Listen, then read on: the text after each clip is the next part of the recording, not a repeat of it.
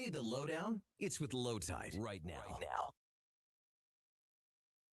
You need the lowdown? It's with Lowetide right now on Sports 1440. Presented by Wolf GMC Buick. We're making it easy. WolfGMCBuick.com.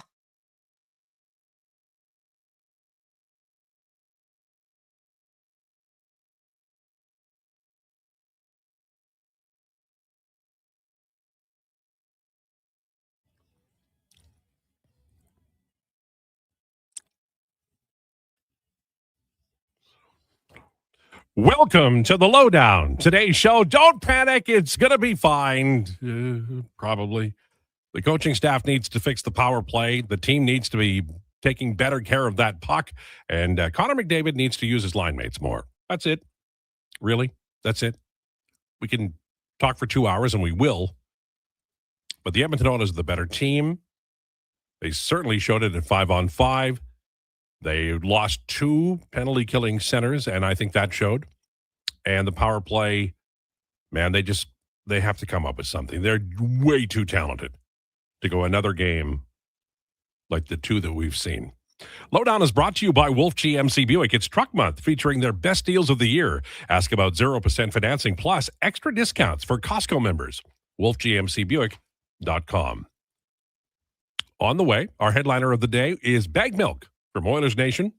Going to talk NHL Oilers, NHL overall, NFL draft, and the fact that Declan predicted the Oilers would sweep. We won't lead with that. He's meeting with his doctor right now. We'll get to it. We are live on YouTube and Sports 1440, online at iHeartRadio, sports1440.ca, Radio Player Canada as well. After the show, Apple and Spotify podcast make us available there, and we tweet it out on X. We're on Twitter at Lowetide, at Declan Krueger, J Fenwick04, and Mac McClellan. You can text 833-401-1440.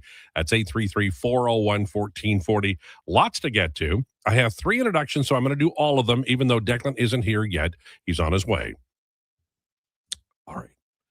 She's looking forward to the NFL draft today, and an edge rusher, lineman, or DB taken by Howie Roseman for the Eagles in the first round. He's so good at it. Ladies and gentlemen, it's Mackenzie McLennan. Mackenzie McLennan, everybody.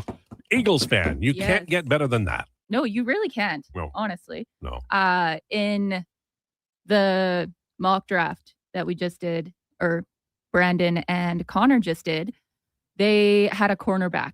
They asked for my input, and I said cornerback. That's cool. Yep. I count that as a DB, so we're good. Yeah. Yeah, I am a little bit, I never get envious of people or jealous. I think that's silly, but I am struck by the fact that you're your age, and I'm my age, and we have both watched 2 Super Bowl victories by the Eagles. It seems as though you're going to have a little better luck than I did as an Eagles fan. I do think that. Mm-hmm. I saw somebody say that the Eagles need to go back to being a 1-13 team. Mm-hmm. So everybody can calm down about them. And I was like, let's not do that, because I've only known good Eagles football. So I would like to keep that going. It was craptastic at one time. All right. He can often be caught daydreaming lately. Doesn't let anything that happens get him down, and is supremely confident no matter what happens. He's either found someone or as a member of the Edmonton Oilers power play. Ladies and gentlemen, it's Josh Fenwick. Josh Fenwick. No, if I was on that power play, we would be producing. So 2 things. I told you, he's confident. 2 things are washed at the same time. Declan Krueger and his puck knowledge. Man. He doubled down. He did. On it being a sweep. He came in after game 1 and said, so guys, we can all agree this series is over, right? I know you didn't want to get to this, but I want to get to this. I was in the intro, so I won't need to do it. Yeah, it's okay. Like, absolutely ridiculous. And then, the Edmonton Oilers clearly washed. I'm kidding. Wow. Oilers fans, I just had to get that one in. I'm sorry. All right, Declan will be back at some point. Just so you know, he was a former boxer, and great. I can't wait to tell him to his face. Highly successful boxer, but he did have some nose issues, and he has spent a long time. He wants to take care of them, and then the hair, and then he'll be done. So he's on his way, and he'll be here not long from now. But we're delighted to have these 2 wonderful young people, and Declan will join us when he can. And, of course, he will drive safely and observe all laws and regulations. Oilers, Ducks, a few things I want to say, and then we're going to go around the table here. Don't worry about McDavid. Don't worry about Bouchard. Both of them are not in this series to the point where we would expect, but they will have offensive success. It's coming. Just so you know, McDavid's line is scoring 1.8 goals per 60. In the regular season, it was 3.2. And they're scoring 2.44 expected goals. In the regular season, it was 3.6. So you know it's going to get better. Even with that, they're at 50% goal share. By the way, Leon Draisaitl's line, 4 goals for, 2 against. They're ripping it up at like 60%, 66%. It's very possible that this team can win the series even if McDavid doesn't score, but that's not going to happen. Connor McDavid hasn't scored in 2 games. What do you think the odds are that he's going to go a third game? Now, they do have some worries, and they are definitely on special teams. Number one, the back pass on the shorthanded goal, it just can't happen. And if it does happen, somebody's got to be there. Like, the Oilers they're just so cash about everything. The Edmonton Oilers, if they were a guy, they'd be at a patio somewhere wearing a pair of Dockers, and I know nobody makes them anymore, some kind of Hugo Boss sweater, and drinking a drink with a color you've never seen before, and maybe with some Ray-Ban glasses, and they are so chill, and nothing bothers them, except that the puck's in the net. It has to bother you. I have looked forward to the Edmonton Oilers maturing as a team since 2015, and I'm still waiting. These are important goals against. That it can't go in. If that goal doesn't go in, the Edmonton Oilers win the game. Take care of the puck. It's just a little wee thing, but it's really important. Everybody recognizes the importance of the puck to win the cup. Man. Anyway, Draisaitl's line's fabulous. I know there's a lot of question about what they're going to do. This coach, I suspect, will fade Matt Savoy, and that's okay because they can place him on a line with Roslovic and Szymanski, and that's a good line. And they can put Lazar in the middle between Trent Frederick and Colton Dach. They can leave the Draisaitl line alone, and they can move Nuge up with Hyman and McDavid. I think that's what they'll do, and I have no quarrel with it. Honestly, I don't. I don't think that that's a hill you die on. I know a lot of people want young players like Savoy to play that feature role, and I do too. But right now, it's a little stale, maybe. I'm not blaming Savoy. I think that the problem on the line is Connor McDavid's tried to do too much. He needs to find his line mates, and then there's a give and go thing he could do, or they could do a give and go thing with him. He could lose his trailer. He could lose the guy who's checking him, and then Savoy could get him the puck back. They did that some in Game 1. They can do it again. Or he can pass the puck entering the zone, find some clean air, and have the player get it to him, whether it be Savoy or Evan Bouchard. Bouchard's got to play better. He's doing things a little bit differently. He's not aiming the puck so much as shooting it. It's getting blocked a lot. I think he should go back to the wrister. But that's me. I don't coach teams. I'm just observing. I know they're going to be better. I know this Edmonton Oilers team can be better. I never predicted they were going to win in 4. I said they'd win in 6, and I believe that. I think they'll win 1 in California. Anaheim will win 1 that'll be referee-aided. They'll come back here, and it'll be tied 2-apiece. They'll win Game 5. They'll win Game 6. They won't get a 7th home game, and I know ownership won't be thrilled, but that's okay. I want to talk about one more thing.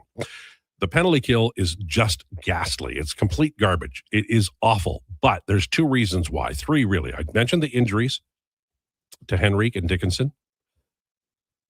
The structure isn't strong. They need to be better. They need to have more active sticks. They need to be more aggressive. They need to hound people down, and they need to get the puck out no matter how you can. Like, if you have to hit somebody and isolate them, do that. They just don't have control of the puck enough. And the other thing is the goalie's got to be better. I like Connor Ingram fine at 5-on-5. I'm not going to make a big deal about it because I think goaltenders always get ripped because of the penalty kill, but he has to be better. Those 3 things have to happen. Edmonton Oilers are fine, probably, but they have to play better, and their best players have to be their best players. And you know what? They haven't been, and that's a fact. Nobody's going to deny that. I know they're on a plane today, but nobody's going to say these guys are playing optimal. Bouchard isn't. McDavid isn't. Leon's playing well, man. I know we had this conversation on Tuesday, but his line's 4 goals for and 2 against. I have no quarrel with Leon and his line. One thing that makes me think I would maybe do that the coach won't, putting Podkolzin on the McDavid line, but I don't want to mess with the Leon Draisaitl line. It's so damn good. All right, thoughts from the two of you. You go first. All right. Just because your voices are so similar. Yeah. Mackenzie is speaking. That's now. Mackenzie, by the way. Right. This Yeah, was don't- Josh saying, go don't ahead, confuse not us. Declan. Yeah. I thought just overall the Ducks were better. There was obviously when the Oilers, they always give you a little bit of hope. And that Szymanski goal, I was like, all right, right back in it. Love to Like, see that. Loved Love it. to see it. Loved it. Also, really quickly, he is the first Oilers rookie to score in his postseason debut since Brad Winchester in Game 2 of the 2006 West quarterfinal against the Red Wings. Brad Winchester. That was wait a minute. Was that the night that they threw the octopus on the ice? And last night a duck went on the ice. Was it a duck or was it a chicken I or was think it it a was donair? You know, Rotisserie chicken. I think it's How actually could you keep more a likely. rotisserie chicken or a duck on ice that long? I don't know how you sneak that in. No, me either. I'm dying to know. Maybe we don't want to know. Yeah, that's true. All right. But so I really liked that.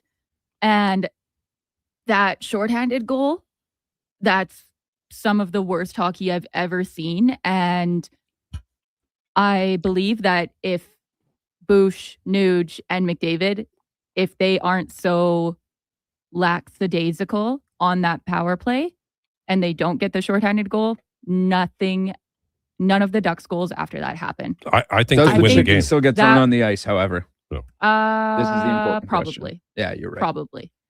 But yeah, like none of the sequences or the events after that happen. And the Ducks, they saw the Oilers in a very vulnerable position and just capitalized. Agreed totally. That was great. Yeah, I want to talk about the shorty really quick because I remember watching it. My buddy and I are sitting there, and it was like I was watching synchronized skating because the puck goes to the left side of the ice, and every single Oilers player turned to the right. Like they all did a wide 270 to get around to the puck, and I was like, "What is about to happen?" You were watching the Lawrence Welk show, Yeah, I was like, and they did all turn in perfect synchronicity. like I Bobby and promise. Sissy. Yeah. I was like, that's crazy that you're doing this. And it was not particularly fast. And then, 2 seconds later, the shorty comes over. They actually managed to get a body in front of Paling, but didn't matter. Like, you just totally hang Connor Ingram out to dry there. Like, that might be the worst hockey I've seen played all year. And I watched Evan Bouchard try to toe drag Matt Barzal on Halloween night. That was bad. But this was worse. It was a bad look because you are a veteran player in the league for 11 years. You're a brilliant player, and that's a lack of attention to detail that is unforgivable. If that wasn't Connor McDavid, if Evander Kane did that, we would bury him today. Oh yeah. I'm not kidding you. We would bury him. Well, did you see the look on his face after Oh, yeah, the he goal? knew. Like Yeah, he knew that was He was like, my blunder, my fault. Now, having said that, That was Connor great. McDavid is going to flatten the Anaheim Ducks because of that goal. He better. So far, he's averaging a whopping 0 points per game here. Well, I will take that bet every day, sir. Yeah, me too. That he's gonna score 0 again. Yeah, I'm just kidding. I'm kidding, guys. Relax. I know tensions are high. Are you in the Declan Krueger area of hockey knowledge, sir? No. I'm just making some jokes. I know tensions are high here in Non-Puck Oilers Nation. I think people But are I think pretty. everyone should just take a breather. I think Okay. people are okay. Even if the game was bad yesterday. Also, the other one was Cutter's first goal, the bouncing, and then Bouchard tries to get it out and just like puts it perfectly on the tape for Cutter to Yeah, get it in. I'm like, maybe you need some better rebound control from Ingram. Bouch You maybe sure needs do. to be Yeah. more aware of his surroundings. But like all in all, you had like 8 bodies right in front of the net, and Cutter just manages to be out there. Like it sort of seemed like a safe bet by Bouchard. But That's a tough one. That's one that you want back because Ingram notices it and then goes over to stop it and just doesn't move fast enough. And now this isn't game related. This is obviously about the chicken and this is about the fighting. What the hell are you guys doing? Well, it's not everybody. You can't call everybody. I know, but Well, not every Edmonton Oilers fan. I know not every Edmonton Oilers fan is. Kevin made a great point, is that the few make the many look like a bunch of jackasses, which is what you're doing. Why are we throwing Peking duck on the ice? Was it a chicken or a duck? Because there's a big price range. I'm aware. But let's say Peking duck for right now because they're playing the Ducks. So that's funnier until it's confirmed. So that's bad. Obviously, that guy gets taken out, whatever. What's the deal with all the fighting? This is the second fight already. There's been so much more. Well, it's alcohol induced, probably. Probably. For sure. But it's also amplified because of Yegwave. And it drives, like, every playoff season drives me insane because Yegwave, all they do is just post every bad look that the Oilers fan base could have. And it drives me crazy because I'm like, this is a very specific group of fans and not all of them are like that. But it just gets blown into this thing of, all Oilers fans fight each other because it's all over Twitter, like immediately after, the day after. Like, just enjoy the game. I don't understand. And it's Wednesday. You don't have to engage in that many wobbly pops. It is Wednesday night. Like, it's okay. You know? Also, the idea that is representative. Like, I have seen some videos of Buffalo Bills pre-parties, or what do you call them? Tailgates? Yeah. Thank you. And the salacious stuff that is done there is like, it's too cold to be doing that, number one, at these things. Jumping through a fiery table, is that what we're talking about right now? The table was there. Yeah. But the idea that this represents everybody, I just don't buy it, honestly. Having said that, sure, cut it out. Don't do that. There's a bunch of swag in here now. All of a Connor's sudden. What are we looking at here, Connor? It certainly got our attention. He's also got a. What is it? Well, he's got the duck from last night. That's the first thing he's got. That's pretty cool. It's quite the deal. Can he confirm it is in fact a duck? Did you find the neck? A shirt that says, Oilers fans, stop fighting each other, please. It's a dog. It's a dog. It's a dog, everybody. Are you having a dog show guest on? Trent says, when that dummy threw the duck on the ice, essentially took all the momentum away from the Oilers. They were pushing and caused a delay, deflated the momentum. Horrible timing from Trent.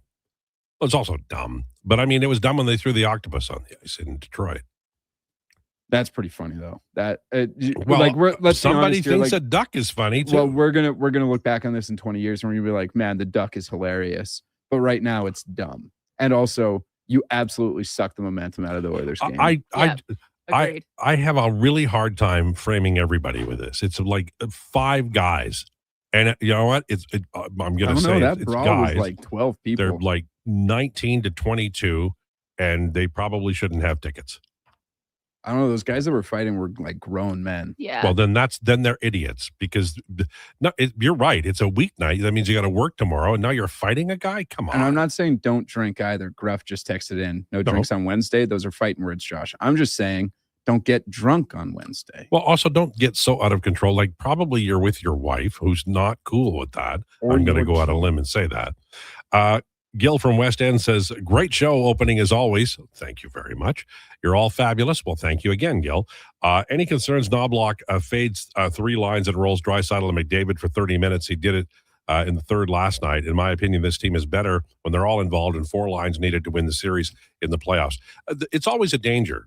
Chris Knobloch is there are coaches. Scotty Bowman was always like this. Scotty Bowman had his finger on the pulse of the team.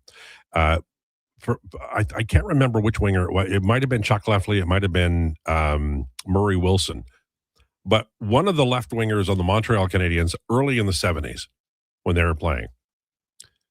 Years later, he said, I always worried when I was on the third line in Montreal, I worried about my first 2 shifts Because if I didn't play really hard, Ivan Lambert, who was one of the extras, the 10th or 11th forward, he'd be playing, and then I would only penalty kill the rest of the night. I had to be really, really careful to play very hard the first few shifts because Bowman would pull me, right? He'd pull me off that line. And that's great when you got the Montreal Canadiens. But this team right now, they've had great chem on the top two lines. They've got that fourth line that's doing great things. I did not like the Nugent Hopkins, Roslovic line. I didn't like the line. I didn't, the Dickinson. I know they scored a couple of goals in the first game, but I didn't like the makeup of the line. Now, Dickinson's hurt. Henrique's hurt. I think they should go. They should leave the Draisaitl line alone. If you want to move Nuge up over Savoy, that's fine. I'd like Savoy to stay, but if he does go down, have him be with Frederick and Szymanski, and then your fourth line, Lazar between Frederick and Colton Dock, and you've got to play them all. Not equally, but you've got to give 8 to 10 minutes to the third and fourth lines, maybe more than that, depending upon how much power play time. That's the other thing. Stop going to the penalty box. Good Lord. Darnell, you don't have to take a penalty every day. The actual summary has your name in it. You don't have to get a penalty to let everybody know you're there. And the Oilers are not that good on the power play. We've gone late. All right, a very busy day on the way. Declan Krueger will join us to talk CFL and the nose work that he's going to have done. We'll also talk to Bag Milk at 1 o'clock about the Edmonton Oilers and what changes they may make. There's no practice today because they're going to fly now to Anaheim. Yes, I sing. I do a lot of things. And Rumors is on the way next. Lowdown with Lowetide on Sports 1440 and YouTube. And we're brought to you by Wolf GMC Buick. Who's that working on the underground utilities over there? All-Star Construction, that's who. What about the street lighting? Yep, All-Star Construction. And the directional drilling, hydrobacking, neighborhood renewal, and telecommunication work? Yep. Since 2009, All-Star Construction has been doing all that and more, shaping and building Edmonton communities for land developers all around Edmonton. That's what All-Star Construction is all about. Don't miss a moment of Blue Jays baseball this season. Join play-by-play announcer Ben Showman for the games live on Sports 1440. The Toronto Blue Jays are on Edmonton's home for all things sports. Sports 1440. What is this? A mowing giant sale sign. It's for Canadian Tire's spring big red sale. I think they meant like big savings, not this. Save up to 50% at Canadian Tire's Spring Big Red Sale, April 23rd to 30th. Exclusions apply. Details online. For many families, the stress of divorce can throw your life out of balance. The loss of a relationship, ongoing conflict, mounting legal bills, and uncertainty about the future can feel overwhelming. Hi, I'm Corey Anderson with Fairway Divorce Solutions. At Fairway, our team helps you restore balance through mediation, negotiation, and a unique step-by-step process. With 2 offices in Edmonton dedicated to serving your needs, our goal is simple: to help you navigate a path back to peace and clarity. Visit us today at Fairway Divorce. And now Action Electrical's testing team is on defense duty. They're the guardians of safety and compliance, a critical part of any lineup. Precisely. They perform rigorous safety and code compliance testing for commercial operations. Think of them as the referees, ensuring everything is up to standard before disaster strikes. Their preventative plays are legendary, spotting faults early. Hire the Action Electrical team to bring home a win for your project. Visit actionelectrical.net. It's here. The Ford, it's a big deal. Not yet. The Ford, it's a big deal. Oh, guys, just wait. The Ford It's a Big Deal event is on. Really? Now.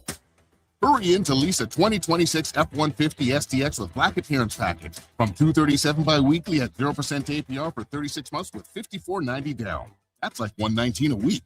The Ford It's a Big Deal event. Visit your Alberta Ford store or Ford.ca.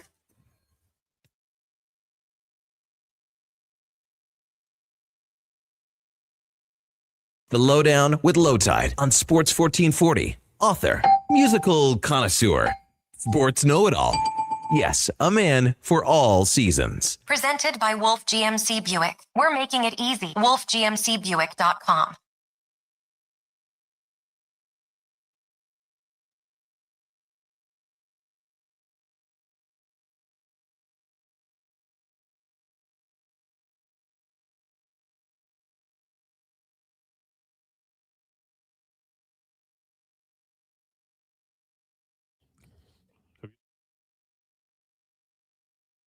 It's the Lowdown on Sports 1440, brought to you by Wolf GMC Buick. Another gorgeous spring day. Once again, I am right. Spring began in mid-February, and we've had nothing but good weather. I won't hear anything of it. Rest warmly. Try to get home as quick as you can today. Hell's a poppin'. This is a spring storm, but my God, does it feel cold. Like it's that wind it's a howling wind, I will say, today. Time for Rumors, brought to you by Great Canadian Solar. We believe you should create your own electricity. Let's build a brighter, sustainable future with GreatCanadianSolar.com. We have reporting via Jason Krueger that head coach Chris Knobloch is not at all concerned about Connor McDavid. He was walking around sprightly, said Jason, last night, bare feet, doing a little dance. Well, not really, but he was fine. So that won't be a problem. And I think Connor McDavid is going to impact the series in a big way in game 3, 4, and however many it takes. Jason Dickinson is, I think, reportedly possible for game 3. That is what I heard. And Adam Henrique not on the road trip. So that gives you an idea. Those two cats are very important for the penalty kill. Matthias Janmark was a staple, I tell you, on the penalty kill, but he's been injured for some time, and he is like Lido. He ain't coming back. Curtis Lazar becomes an important player. Szymanski will play regularly. I did want to mention a couple before we get on to the rest of this. JP said that nurse penalty was so soft, LT. Come on. I thought it was as well, but don't take penalties. Until you straighten out your penalty kill, maybe back off on that.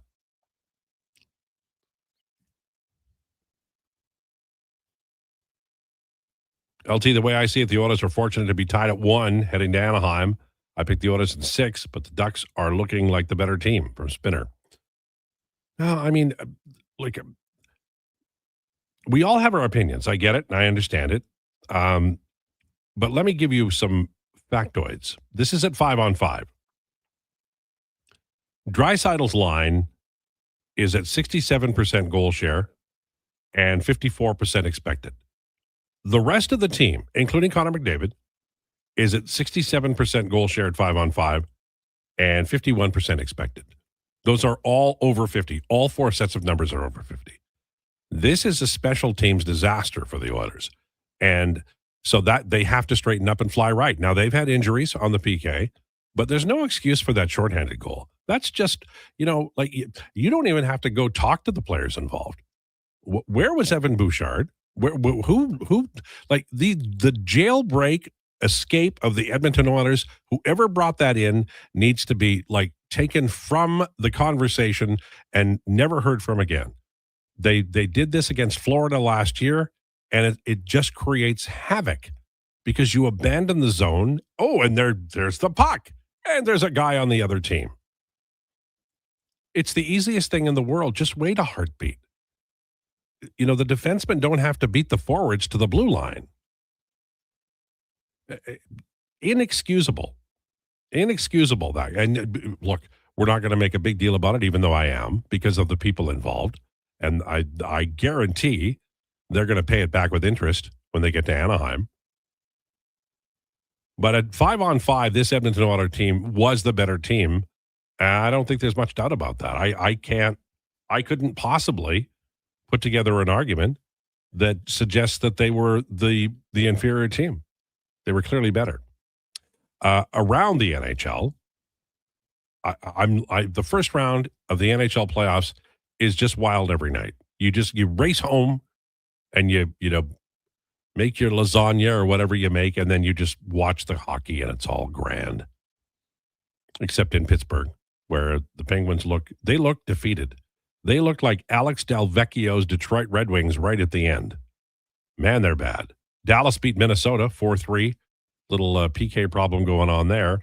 And, of course, Anaheim and Edmonton. Tonight, we get Buffalo, Boston, tied at 1 now. Carolina and Ottawa I don't think Ottawa wins. This is, if they're going to win a game, it'll be the third game, their first home game, and then Colorado and Los Angeles in California, and we'll see how that goes. But I think the problem with any Pacific team playing any team from the Central is that they're better. The Mammoth are showing that, although they're tied at 1 apiece against Vegas. That's a really good division. All right, NFL draft. Fernando Mendoza going number 1 to the Raiders. It's fait accompli according to everybody. Sure, I'm not convinced. Okay. I am convinced. Okay. He's undoubtedly going number 1. Jets are apparently leaning towards Arvell Reese at number 2, but David Bailey also in the conversation from Texas Tech. So my question to you, who goes third if the quarterback goes first and they take Reese number 2? Then I'd say probably David Bailey would go best available. But the Duke of Delburn today had he put on his tinfoil hat and he said, I think this is a smokescreen because allegedly they're actually going to take Jeremiah Love, running back out of Notre Dame. Nice. Allegedly. This is what we're all hearing. The Duke thinks that the Cardinals themselves are putting these rumors out there so that the Tennessee Titans cannot take Jeremiah Love and instead make a trade with the Arizona Cardinals so that they can move up 1 spot and get Jeremiah Love. Do I think that's going to happen? No. That'd be pretty cool, though. It'd be pretty cool. I don't think it's going to happen. I think they should take either David Bailey or Arvell Reese if the opposite gets drafted at number 2. However, we're talking about the Arizona Cardinals here. So Jeremiah Love, congratulations. You've been drafted in the top 3. I'm going to talk about this, and then you both are welcome to comment on Sure. this. Mike Vrabel is going to miss day 3 of the draft for counseling. And why are they doing this? I want to sink my teeth into this before Mackenzie says anything. I would like to talk, and then you can talk, Sure. and then Mackenzie can talk. Look, this is a very public event that has occurred. I think saying you're going to miss day 3 of the draft suggests that it's not very important. And I don't care. People are people. Everybody has their own moral compass. That's fine. But I would rather that they didn't say anything than this, because it looks like, I mean, if this is a PR move, it's pretty shabby, like if you're going to do something as a gesture to let people know that you take things like this seriously, then do something as a gesture that lets people know you take it seriously. Missing day 3 of the draft, he's the coach. What the hell does he have to do except go, yeah, that guy looks big? Anyway, that's my feeling. Josh. Yeah, it's in poor taste, essentially. I mean, I think we're all aware of what the situation is between him and Diane Rossini and how far back it now dates, because New York Post has photos from like 6 years ago with them together, and now January 2020. And now Mike Vrabel breaks his silence essentially on the whole situation. And like, yeah, if you're gonna miss day 3 of the draft, just miss the entire draft, man. Or as you said, don't say anything at all. Right. That's the whole thing. It's a private matter now. Like, yeah, like just be like, oh, we're going to family counseling. Like, just don't say that, right, because we're gonna miss day 3 of the draft because of it. Do something actually meaningful. Like, someone here lost their job. All right. Well, also people were affected, like in a major life-altering way. A lot of people. We're talking kids, husbands, wives, other members of families. Like, this is a big deal here. And then you're also telling anyone that you draft in the 3rd round is like, yeah, coach didn't think that it was important enough to be around here, because he has his own personal matters to attend to. And they'll probably make sure that he can, during his breaks, call the 3rd round, the 3rd day picks. Probably. Wow. All right. What have you got? Yeah. Mackenzie? I want to say all of the guys here, when we were doing Fantasy Frenzy, Josh, me and him talked about it, and he was like, I don't know. Everyone was kind of like, I don't believe it. And I was like, no. this is when the photos first came out, I was like, this is incriminating enough. Like, there is something more going on here. And if Diana Rossini she's taking the majority of the flack here. That always happens. It always does. And you know what? Women get held to a far higher standard than men. I don't think I'm breaking any news here. Think what you want, but they do.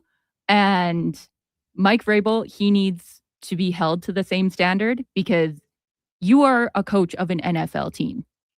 Like, this is the biggest league in North America.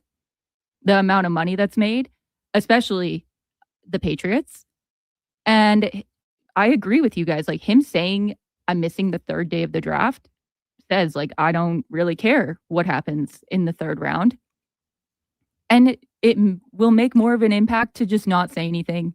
Put your family first, your wife, your kids, and just face the music towards them. Don't be out here, I'm going to miss the draft. It literally doesn't concern you. Yeah, I think it just moves the story forward again when there was really no need to do it. Before we take a break, I wanted to ask you, we didn't get a full lash at the, we talked about it briefly, but the PWHL game here in Edmonton, we talked about it, not at length though. What was the reaction? How did you feel? How long till we get, and this is a question on behalf of my daughter, how long before we get a team here? It's going to be a while because it needs to be a smaller arena. I would say like 5 to 10,000. And you can't have 3 teams in one arena. We see it with the Saddle Dome. Like, they have the Hitmen, they have the Roughnecks and the Flames, and like scheduling things is a nightmare. And we see it with the Oil Kings. Like, the crowd there can be not great at times. So when you look at Vancouver at Coliseum, they sell out every single game. And I think it's 8,000. I'm pretty sure. So there was 10,000 in Edmonton for that game. And the crowd was awesome. And it was a blowout for Boston. Vancouver, they've really struggled on the road this year. But I really think Edmonton does get a team at some point. It's just not right now. And they would need to be owned by OEG, in my opinion, because... Well, we saw with lacrosse that you need big pockets because it's going to be a build, right? Yeah, exactly. And you can't have like teams that are somewhat in the same... They are in the same market, competing and having different ownership. I don't think it works. There is rumors of 2 expansion teams coming, and I believe it's San Francisco and Vegas. Vegas would be cool. I would like that. Well, I think it would be a great destination spot, right? Yeah. Like, and I think their WNBA team does well. So yeah, women's sports rocks in Vegas. The Aces are huge, especially because they win. But they also hired my girl Becky Hammond, so they have a fan in me for a long time. Well, I wanted to give it a little pub because I think there was a lot of interest in that, and the Rush leaving was a damn shame. All the soccer teams that didn't succeed, including FC. It just hurts, I remember the Drillers and I remember FC Edmonton and there has to be a way to make soccer a success. I don't know what it is, but the Rush leaving and the soccer failing again. And meanwhile, basketball's working well. The baseball's working well. There's a way to do it.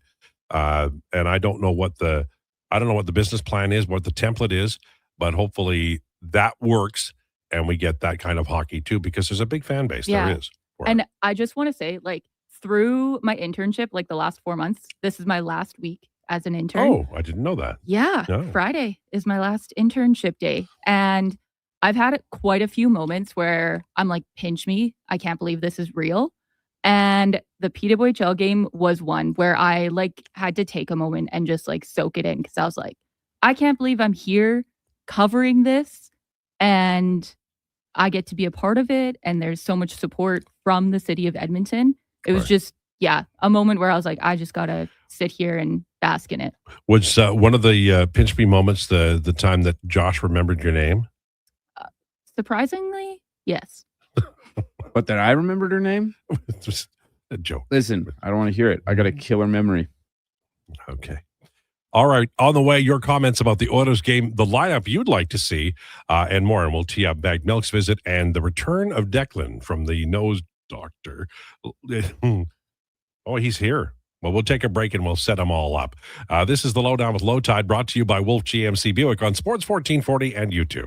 Fountain Tire, the savings come in threes. Up to 25% off select tires, a mail-in rebate of up to $100 off a set of 4 select tires, and $50 off $150 service. We're basically the BLT of savings. Until April 25th. Restrictions apply. Book today. You don't just need property services, you need problems handled. HireGood provides cleanup, debris removal, site monitoring, and safety attendance across Edmonton. We reduce issues on your property, keep spaces safe, and take pressure off your team. We resolve real problems for businesses while creating real impact, because our team is built on second chances, and they show up every day ready to prove it. Visit hiregood.ca or call and mention Jason Krueger for a first-time discount. HireGood. Stable jobs create stable lives.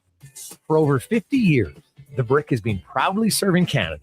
They love to save you more on everything you need for your home. Save up to 60% off made-in-Canada sofas when you buy the matching Love Cedar chair.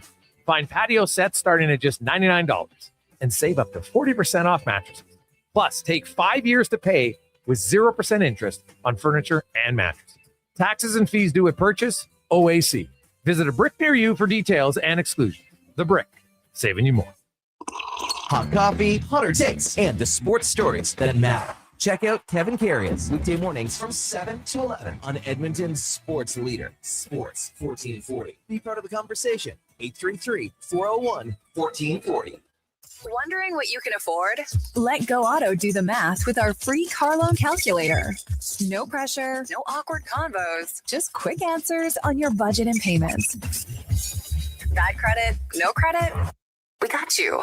Text check to 780-777-7777. That's check to 780 all 7. Find out what you qualify for and start shopping with confidence. Go Auto. Drive what you love with payments that make sense. Fast track your financial goals with a special rate term deposit from Vision Credit Union. For a limited time, take advantage of a great rate on 1, 3, or 5-year terms. Plus, as a Vision Credit Union member, you can earn up to 25% more on your interest through profit shares. For details, contact your branch today or visit visioncu.ca. That's visioncu.ca. Hey there, it's Brandon Douglas from Sports 1440. If you're tired of slow, unreliable internet connections like I am, check out Starlink. It's fast, reliable, even in bad weather, and even works for 4K streaming for movie nights, online gaming, and more. Growing up on the farm in the sticks of Central Alberta, we tried everything to get reliable internet, but we're always left with buffering video and half-loaded websites. There's nothing worse than losing your connection while streaming the big game. I'm getting mine set up soon and can't wait. If you're ready for better internet, order online in 2 minutes at starlink.com/radio or call 1-800-GO-STARLINK.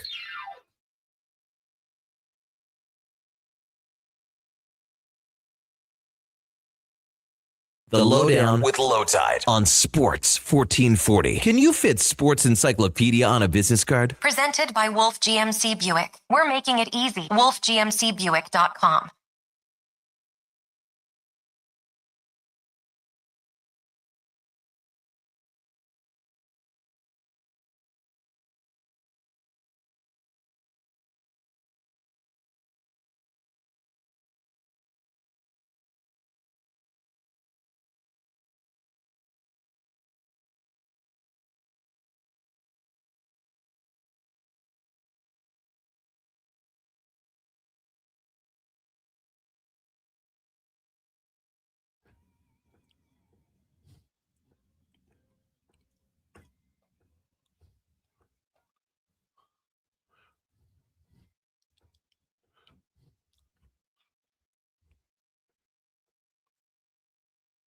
It's the Lowdown on Sports 1440, brought to you by Wolf GMC Buick. It's truck month at wolfgmcbuick.com.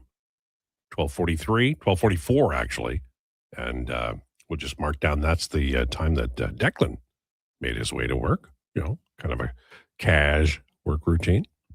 How did it go at the doctor? Well, first of all, you already did the show intro for me? I'm assuming I don't get it at 12:45. We just or did you skip it? Well, I can. Do you want it? No, that's a little vain. Oh, no, I'll do it. No, I've got it here. He predicted the Oilers would win in 4, but he didn't name a specific series. So his prediction is still alive, ladies and gentlemen. Declan Krueger. That is tremendous. Declan Krueger. Yeah, listen, we'll get to my thoughts on the game in a second. Maybe, I don't know, your show. But to answer your question about the nose doctor, my septum was so deviated she couldn't get the camera through. Oh, wow. And I asked her how it compared to like some of the worst cases she'd ever seen.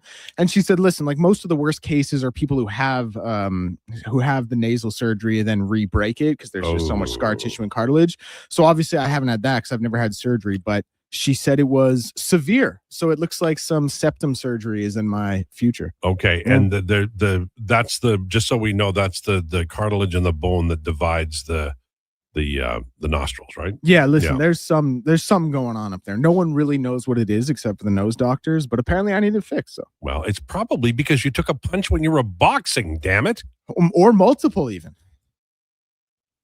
I don't know what happened. I've been boxing for this is the most predictable thing you'll ever have in your life. Yeah, it's up there. It is certainly up there. All right. So we also talked about the Edmonton Oilers game, and everybody got a chance to say what they felt and talked about. I actually just hogged the conversation, but go ahead, give us what you thought of the game. Yeah, I mean, so I guess it kind of breaks down to a couple things. Like, obviously, Connor McDavid hasn't been great. He had the ankle injury that's going to impact that a little bit. But even still, like over the last and he was such a puck hog. I mean, he was trying to do way too much, like the turnover on the power. Like, I'm not going to hamper on it because I'm sure you guys have got into it. Connor Ingram, haven't loved what I've seen from him. The goals saved above expected aren't great. The take I was kind of working on during the game was if I just watched game 2 in a vacuum and I didn't know anything about game 1, I didn't know anything about the regular season, I didn't know anything about who the players on this team, the history of what Edmonton's done the last couple of seasons, where Anaheim is on their timeline. If I was just watching game 2, I would think Anaheim was the better team that was going to win the series.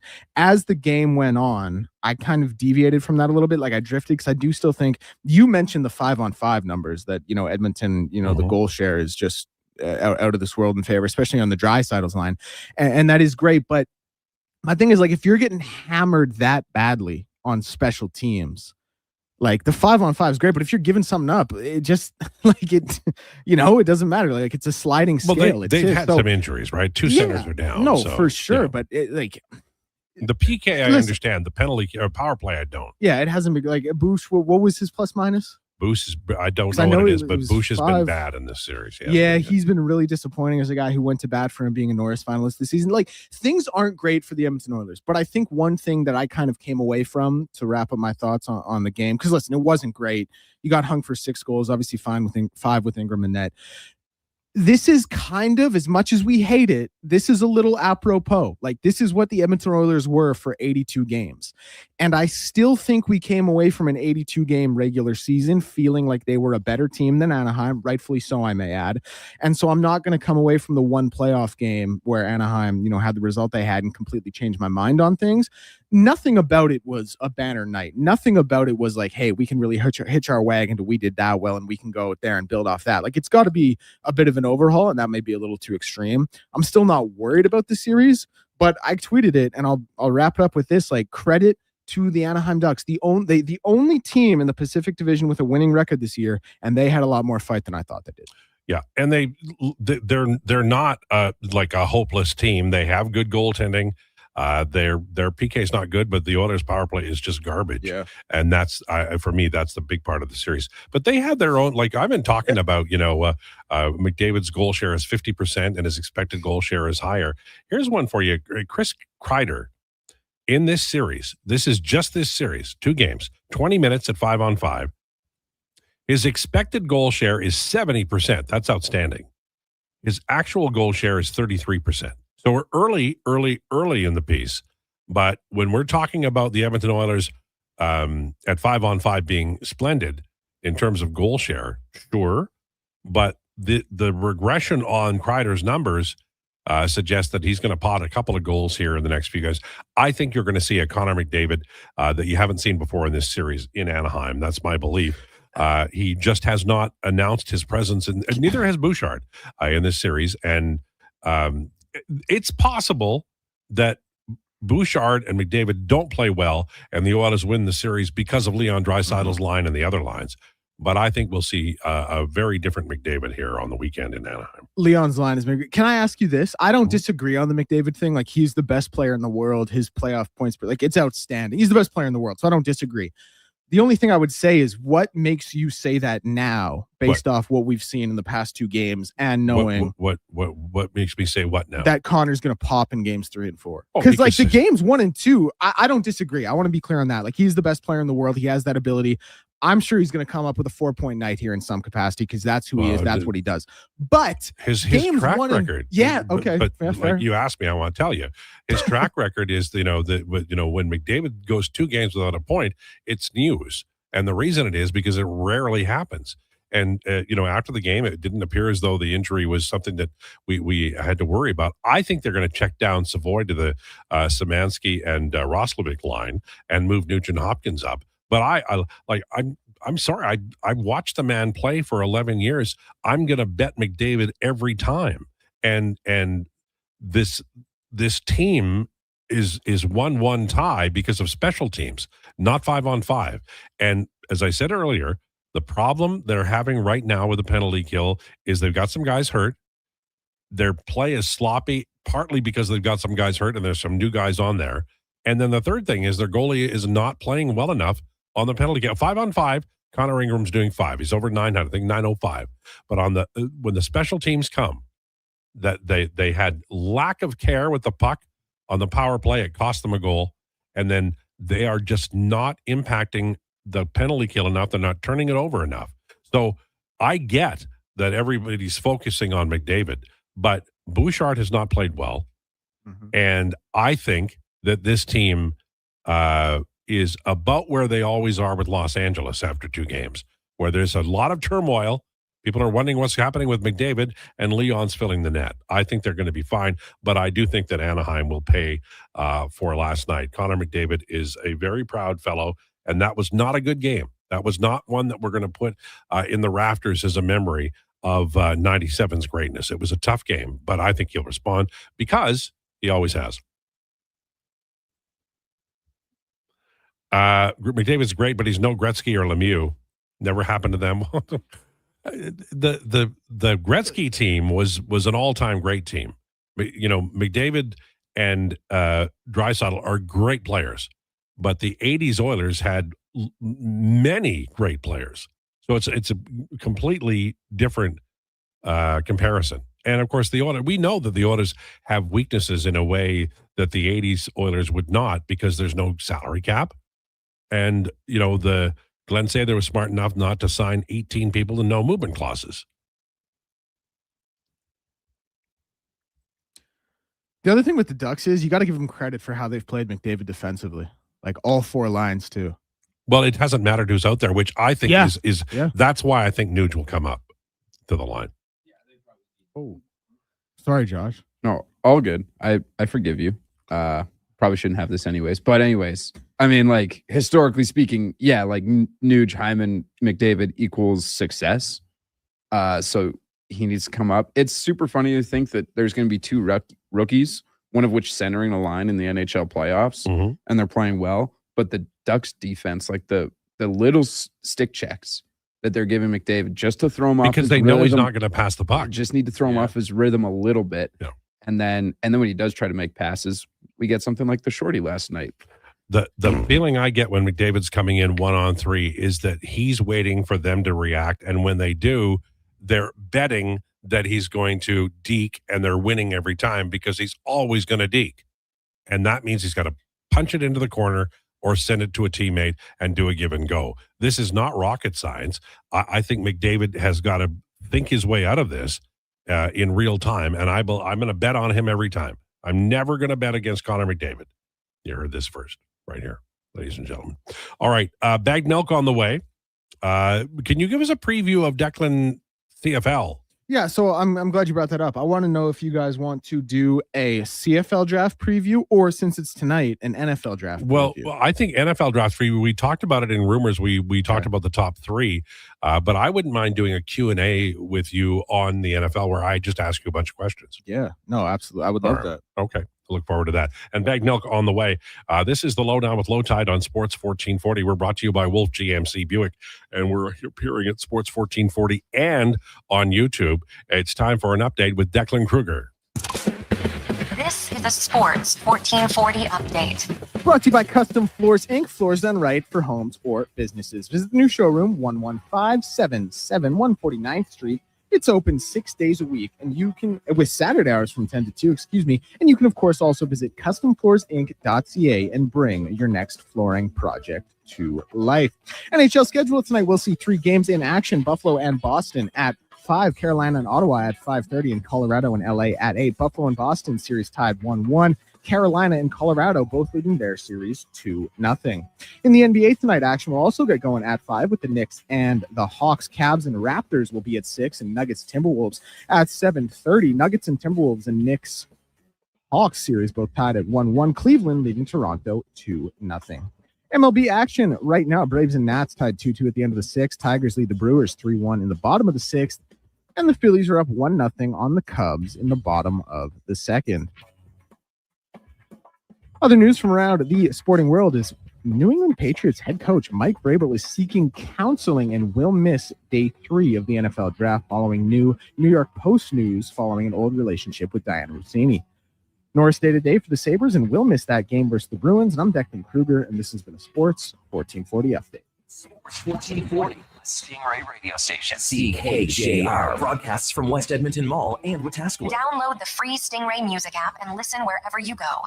It's Truck Month at Wolf GMC Buick, and we know trucks. And we have the best deals of the year right now. Some have 0% for 4 years. We have 0% for 6 years. That's on our #1 selling GMC Sierra half-ton crew cab, or the Elevation, the AT4, or Denali. Yep, 0% for 72 months. And Costco members get an extra discount on some of our SUVs. Pop in today and drive away smiling.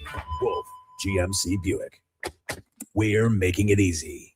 Excavators, loaders, lifts, compaction equipment, and more. Find the XCMG construction equipment you need. Available for rental or sale at Japa Machinery Group. Japa, helping build Alberta from the ground up for 50 years. Visit japamachinery.com. One app, triple the action. Play Alberta is proof that good things do come in threes. Whether you're into playing any of our exciting casino games, betting on your favorite professional sports teams from around the world, or buying into Canada's biggest lotteries. Play Alberta is the province's only app to do it all. Download today and discover a new way to play. Must be 18 plus to play. If you gamble, use your game sense. At Fountain Tire, the savings come in threes. Up to 25% off select tires, a mail-in rebate of up to $100 off a set of 4 select tires, and $50 off $150.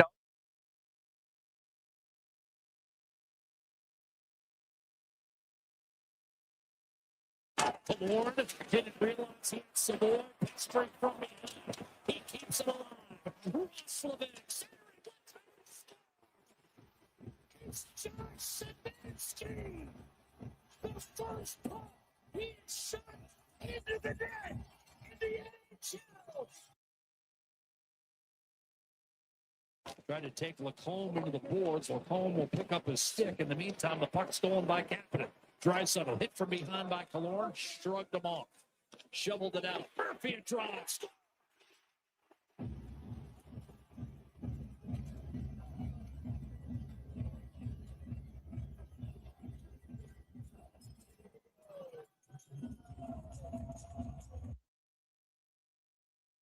Another gem for Kate Cunningham. 23 points, 11 assists, 6 rebounds, and a beautiful move. Kate Cunningham doing it all. That's one of the nastiest inside-out dribbles I've seen all year.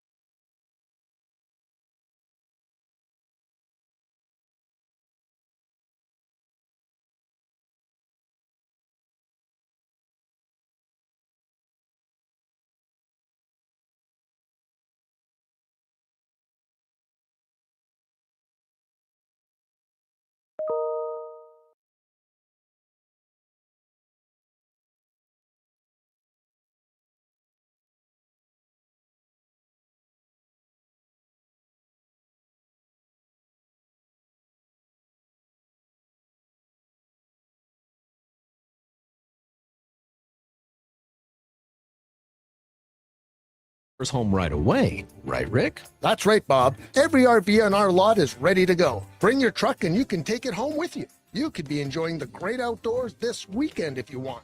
And because every RV on our lot is one of a kind, it's worth it to take a look around. It's not like we have 20 of the exact same model. That's what the new RV stores look like. Not here, Bob. Every single one is different. The perfect used RV for your family is probably on our lot already. Why not pick it up before someone else does? And that's no bull. NobleRV.ca.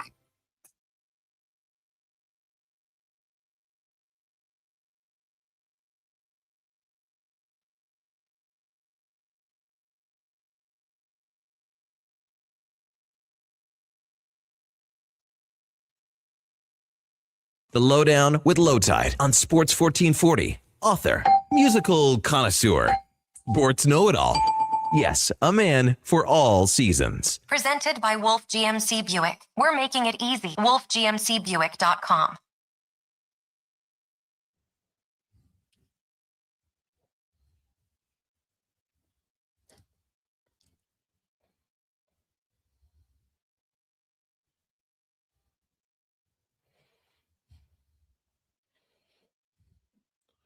This is the Lowdown on Sports 1440. Brought to you by Wolf GMC Buick. It's Truck Month featuring their best deals of the year. Ask about 0% financing plus extra discounts for Costco members.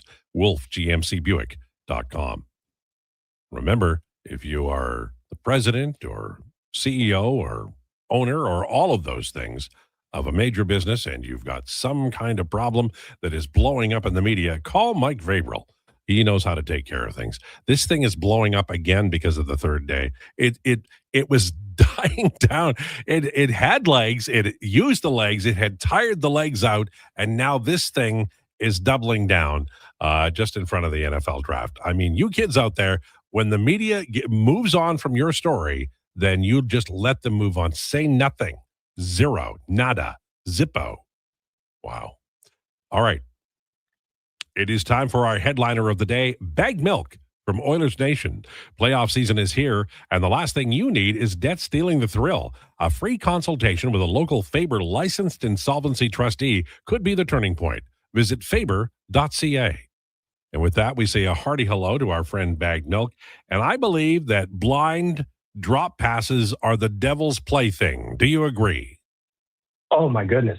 Not just the blind back passes, because obviously that led to the shorthanded goal, but just the passes to anyone other than a teammate in particular have been driving me nuts. Last night, I thought there was a lot of really bad missed passes that tried to get through sticks, that just the lane wasn't there. And obviously I'm watching on TV, so it's easy for me to judge and not down on the ice. But yeah, there's just a lot of missed execution on moving the puck around, that's for sure. It's frustrating because the Oilers at 5-on-5 are doing pretty well. Their special teams are in the ditch. Part of that is because two of the veteran centers are hurt. I think we're going to see some, shuffling of lines, at least at 5-on-5, and maybe, I don't know who they can bring in to help the penalty kill. But do you think we'll see a roster change or two here for game number 3 tomorrow in Anaheim? Well, I'm hopeful that, Chris Knobloch said, and I'm paraphrasing, that Jason Dickinson was 50-50 to go for game 2. So I'm hopeful that he can get back into the lineup for game 3, because that would obviously be a huge boost to the PK and also just some of the critical draws that the Oilers lost last night. I thought that if you had a guy like Dickinson out there, or if Rico was available, those guys would have been out there taking some key draws at some kind of key moments in the game. And when they lost those last night, it's not just the penalty kill that was rough, but also the situational face-offs and not having the right guys to throw out there in the right moment. So I'm hopeful that Dickinson can come back in for tomorrow, but I also don't know. The Oilers are incredibly banged up right now, and it's not ideal, to say the least.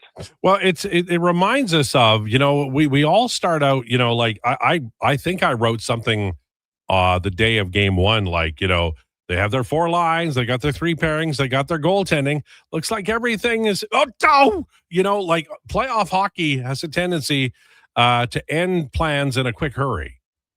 It really does. And even like last night when, Connor hurt his ankle or whatever it is, I'm not going to try and speculate, but it looked like such a nothing play that was just more so bad luck than anything, that you would expect an injury to come out of. So, yeah, I mean, when the intensity ratchets up and the physicality ratchets up, that's more opportunities for some of these things to go a little bit sideways. But holy cow, when it rains, it pours in Edmonton right now. Yeah, for sure. So when we look at the structure and the roster here, just looking at the 5-on-5 numbers, this team seems to me to be, at least defensible with the way they're setting up their lines. I feel like Nuge might move up because of Savoy being a rookie on the top line. And I think I'm okay with that because Szymanski and Roslovic with Savoy work well. And Nuge with McDavid and Hyman is the most famous line in Edmonton over the last many years. And then you get to keep the Draisaitl line together. You don't move Podkolzin up to McDavid. Do you think that's possible that we see that? I would bet on it. I think you're 100% right. I think that both of those guys, Nuge and Savoy, both need to get going a little bit here. I know Nuge got an assist last night, and that's great, but we also need more out of him and Savoy. And I think, like, in terms of a lineup switch, that's the one that makes the most sense because we know Nuge, McDavid, Hyman works well. And I also think it makes a lot of sense to move Nuge up there because if Connor is not going to be at 100%, which we doubt he would be after, getting banged up last night, Nuge would be there to kind of help out with some of the defensive responsibilities. He could flip into the center position a little bit easier. So I just think it makes sense for a bunch of reasons. The key will be, will that change actually make things happen? Because I know of all the predictions I could have had for the first two games of this series, I didn't have Connor McDavid going pointless on my bingo card. So I'm thinking that could get a couple of guys going a little bit and also maybe ease some of the pressure on McDavid with that ankle. I found that when he goes pointless for two games, I can pretty much count on the third game being a little bit of a watershed. Do you feel that way, or do you think maybe this series is a little different? I think so. I mean, he's so good. He's so good and talented and processes the game at a level that no one else does, that it's only a matter of time before he breaks out. It's not oh no, Connor's going to be held off the score sheet indefinitely or permanently. That's not going to happen. But you got to give the Ducks credit. They really limited his space. They've gotten sticks in where he wants to put the puck. They've had really good stick work for a young team like that. So Connor's going to have to make some adjustments. I know he will, but of all the people who do not have points on the board yet, he's the least concerning for me. He's going to figure it out. So yeah, I would say you're probably a safe bet. And if we could reach into old Jason Gregor's coin purse there, if he can slide on under the desk, I'd put a couple of his shekels down on Connor getting back on the score sheet for game 3. So we're all here talking about whether it was Peking duck or one of those roast chickens you can buy at the grocery store. What was it that was thrown on the ice last night? I mean, the duck would make more sense contextually, right? Like that would be the more obvious answer, but I don't know. Like the thing that frustrated me was, I've had cocktails at Rogers Place, Al. Like I'm a guy who enjoys a beer when I'm at the game, but there's never been a moment in my life where I thought, you know what, I should throw something on the ice regardless of what it is mid-play. And I just thought it was so frustrating that had to happen. The Oilers were actually buzzing at that point in the game too. So to have the game delayed because they had to clean that up was frustrating for me. Chicken, duck, whatever it was, I just thought it was a dumb move, especially at that point in the game. And it was just pretty frustrating to kind of see it went down. Especially in this economy, meat's expensive. Oh, no kidding. Like you're talking about meat being expensive. A younger man when I was a younger man, I would go pick up one of those roast chickens and just sit on the curb outside the Safeway and polish her off. I just couldn't imagine throwing a full bird on the ice because I want to make sandwiches. And then the other thing about it is that, Frank could have a lash at that too, right? When you're done. Oh, come on. If I ever told Frank, all right, Frank, here's the plan with this chicken. I'm going to throw it on the ice instead of feeding it to him. He would be so disappointed. Exactly. I couldn't live with myself with the look on his face that he would give me knowing that chicken was going on the ice and not in his face. Right. He's not mad. He's disappointed. You know how that goes. 100%. So when we're in Anaheim tomorrow night, I don't think they're going to do anything drastic like change out the goaltenders. I don't think Stastny's coming back.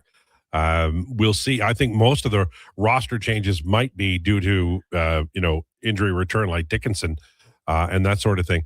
I would like to. I feel like we're through 2 games here, and I still haven't seen enough of Doc Frederick. That it was such a big story down the stretch here, and they seem to have gone away from it willingly. And I don't. One was injury. I get that, but I really felt last night they could have used them more too. Yeah, I'm 100% with you. And as the series goes on and it does get more physical, you want those guys out there doing their part, because you don't have to ask either of them to throw their bodies around. And to see that, Doc had 8:47 last night, Frederick had 9:15. So it makes sense in terms of where the fourth line would be in terms of minutes played. But I think that they can also generate a bunch of momentum for you. And they've done it over the course of that stretch run down the back, quarter of the season. I thought they played really, really well together once Doc came back into the lineup. So I'd definitely like to see more of them out there. I would love to see them start a period from time to time and go out there and bang and crash and kind of set the tone. I'd love to see a little bit more mixing it up and trying to wear down the Ducks defensemen, trying to wear down the forwards, because it's a war of attrition. You throw your body around, you're constantly hitting guys. They're going to feel that later in the series, and I think that line is built to do that. So I'm with you. I'd love to see a little bit more of them. Yeah, that's fair. All right. Enjoy. Thanks for this. Enjoy the game tomorrow night. We'll talk to you next week. Thanks, Al. There you go. Bagnell, Oilers Nation, talking about his reaction to the Edmonton Oilers, the Duck, I think, Duck on the ice. And I didn't see the fights. I didn't see the fights in the stands, but I think that's always a bad idea. It's a sign that things may have gone too far. Have you ever fought like at a spectator event, like physically, fist fight? No, I've never had to. I've gotten in a fight before, but not like that. But that was how old were you when the last time you had a fight? I probably would have been 16. Yeah, that's about right. I mean, I had fights in high school, but I won, by the way. Yeah, everybody. Now Declan is a know. boxer, so he would have fought more than either of us. Yeah, I mean, I should hope so. When's the last fight you were in, Declan? Like competition? Yeah, like not fighting with your razor. I'm talking about an actual. Yeah. Mm-hmm. But sparring is more you're helping somebody who's fighting, right? Well, it's training. Yeah. It's training. But make no mistake, sparring. I've had more intense sparring sessions than I've had actual tournament. So one thing that I sort of know is that you can start friendly sparring, but then you've got the competitive juices, and then somebody could step over the line a little bit, right? And maybe catch you, and you're not happy. Yeah, I mean, yeah. It depends on the sparring. Generally, most people understand this is this is training, this is work. We're here to work. Right. But there is a very real element of you're still in a fight. Yeah. That's when it gets ramped up. Yeah, I understand. When's the last time you wanted to fight somebody? Oh, probably a couple days ago on this show. The doctor, after they said, 6 months to a year, I'm waiting for it.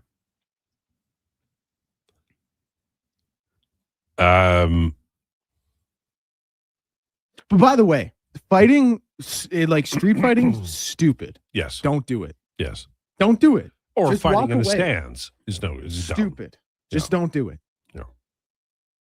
But people, there's a lot of aggression out there. There just is. I drive the Ray Gibbon every day. Man. That's not even Deerfoot in Calgary. I swear to you, if you drive the speed limit on the Ray Gibbon, you are going to get the bird flipped. People cut you off, honk their horns. It's we're all going home and we're all going to get there within 3 minutes of each other. You know that, right?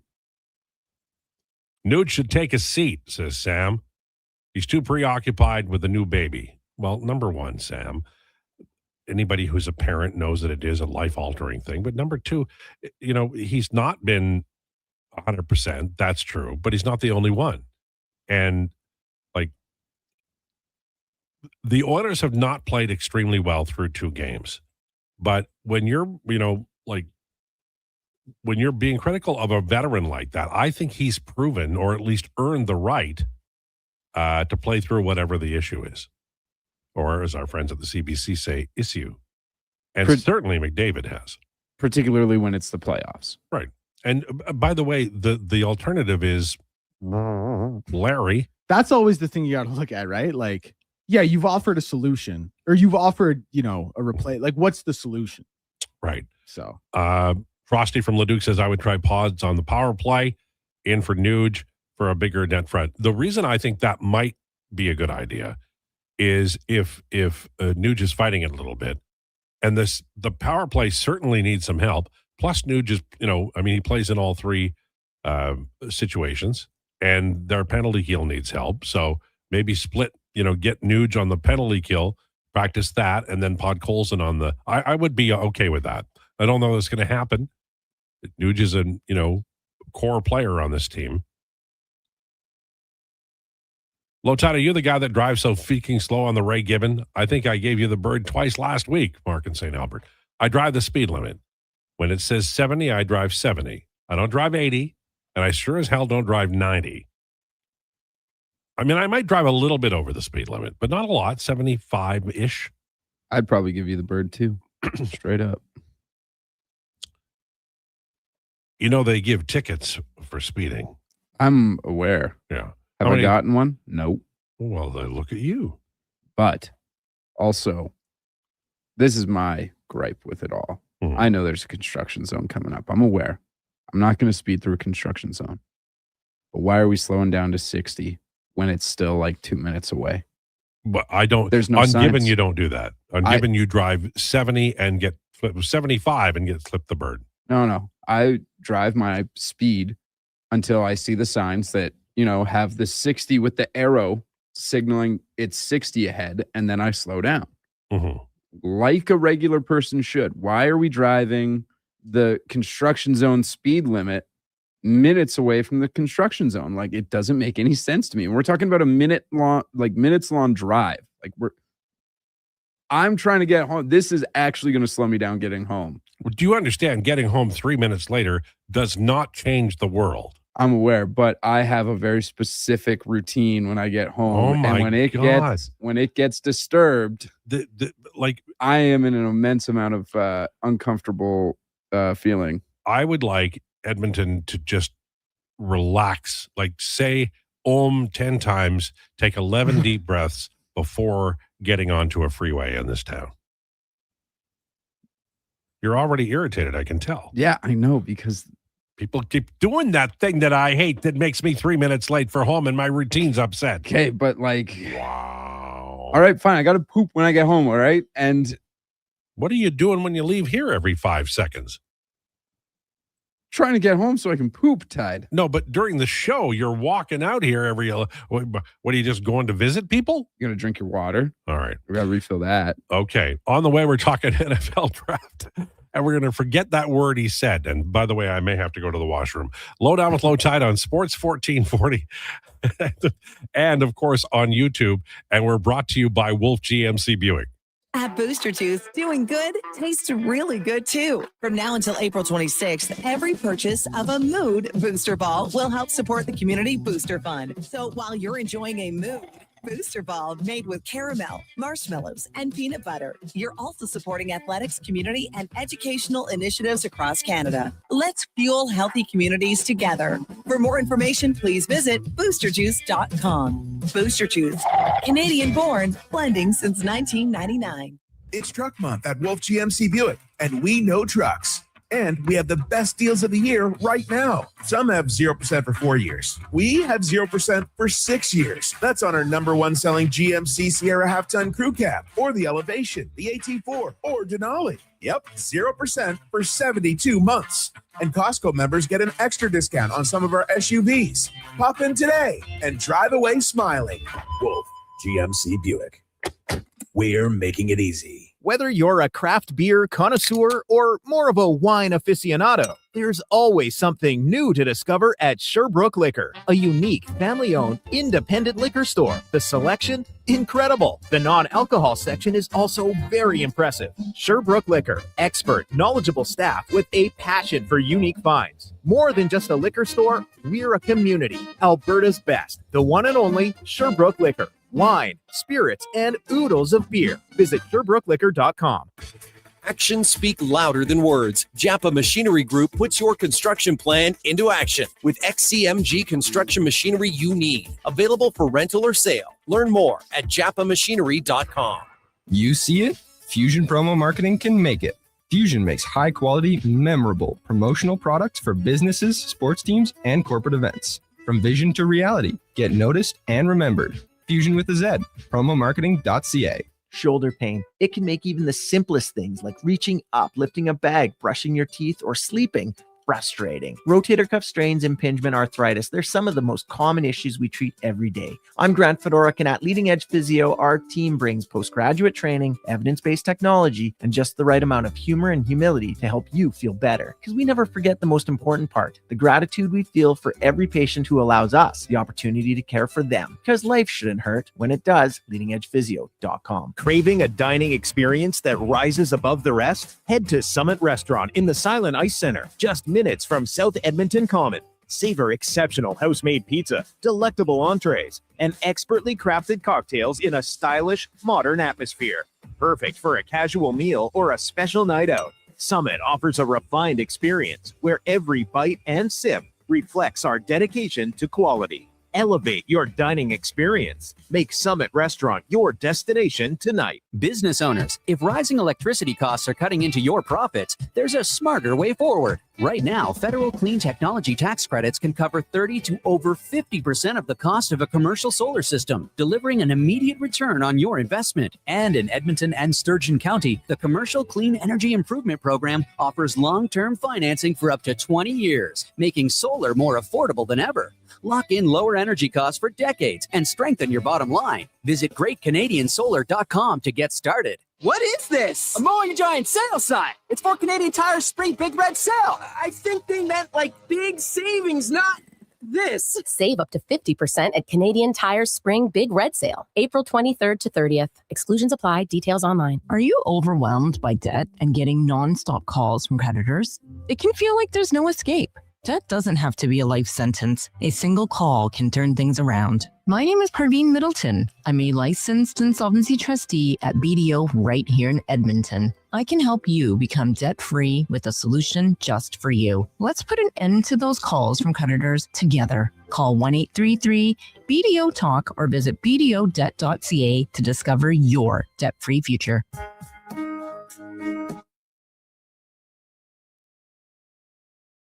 The Lowdown with Lowetide on Sports 1440. Can you fit sports encyclopedia on a business card? Presented by Wolf GMC Buick. We're making it easy. WolfGMCBuick.com.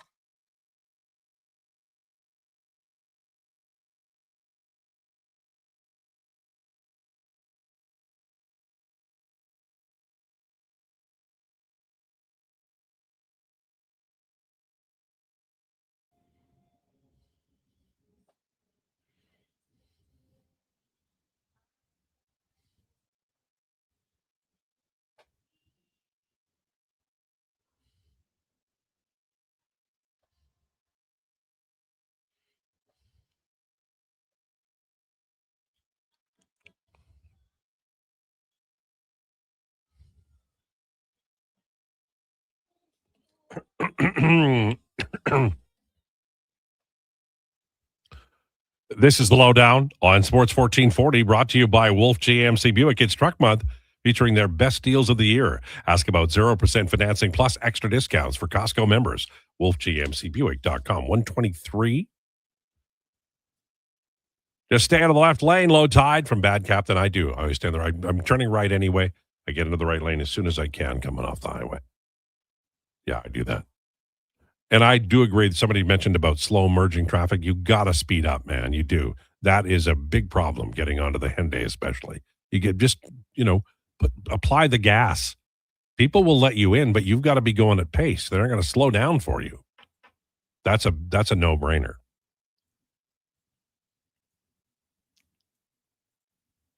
There's lots of great street fighters who will beat a trained fighter or black belt because they get their black belt because they know everything but have never been in an actual street fight. From Rod. Oh, I don't know why we're talking about this. The idea of street fighting, I think, is I understand when people are young, you go out, you have fun, and that's part of it. I get it. There's some rage in the cage or whatever. But I don't believe in celebrating that. I think that's, how old are you when you decide you're not going to go to a bar and get into a fight again? I mean, I was 18 when I decided that, but maybe 17 even. No. Doesn't mean it won't happen, but I'm not actively going out there to look for a fight. And there's ways to resolve stuff before punches have to get thrown. It's just stupid, man. Getting in a street fight is so stupid. It means you've failed. Yeah. Just communication. Just walk away. Just run away. Years ago, I was going to a hockey game, and this truck was going to back in. I did not notice him. My fault. So I took the spot, and I got out of the car, and the guy is revving his engine. Then he backs up in another spot. He gets out, and he comes after me. He's heckling me. He's like, hey, what about? And I'm like, where are we? Right? And so I said nothing. I just said nothing. I said, man, I'm sorry. I didn't see you. And he was still going. And then his wife finally said, let's go. And so they did. As we walked towards, thank God we had a long time to walk towards the arena so he could, cool down a little bit. But I think maybe if you're that wound up that you're kind of looking for something. I didn't see the guy, and hey, that is irritating. I get it. But it's not worth, following the guy down the street, It's just that people merging onto the Henday or any other road, not going the speed limit, it's the freaking morons that think they have to slow down to 80 when they're changing to an off-ramp for freak's sakes. The slow down to change lanes, no, keep your freaking speed going so the guy behind you doesn't rear-end you. From Roadhammer. Well, you also have to wait. One of the things you can do to avoid all of this is to put your blinker light on, because not everybody, but most people will go, oh, Harry over here wants to change lanes. I'll either back off or I'll go through, and you can do that. And also if you let's say you're turning right and the guy who is in the right lane speeds up. Well, he's speeding up because he wants to go ahead of you. He's not trying to be a jerk to you. He's going to get ahead of you, and then you can slide in. Not everything is a personal affront to you as a human being. People are making decisions in traffic based on their priorities, but also accommodating others. Great show, guys. I said on KK's show today, this morning, that the Ducks have having Woody as Oilers' ex-head coach is having an impact on the series, and especially McDavid. He's got to have good knowledge of how to play the Oilers and shut players down. Rowdy Roddy. Well, look, focusing on Connor McDavid is, I think, good for business. And oftentimes what happens is what's happening in this one, which is the Draisaitl line eats you up, because not very many teams have two sets of lines that can go after both of those guys. But for me, I think the big issue so far in this series is the special teams. The mistake made on the power play that ended up in a shorthanded goal, and the being outscored, I think it's 3 Cobb, but maybe I'm wrong.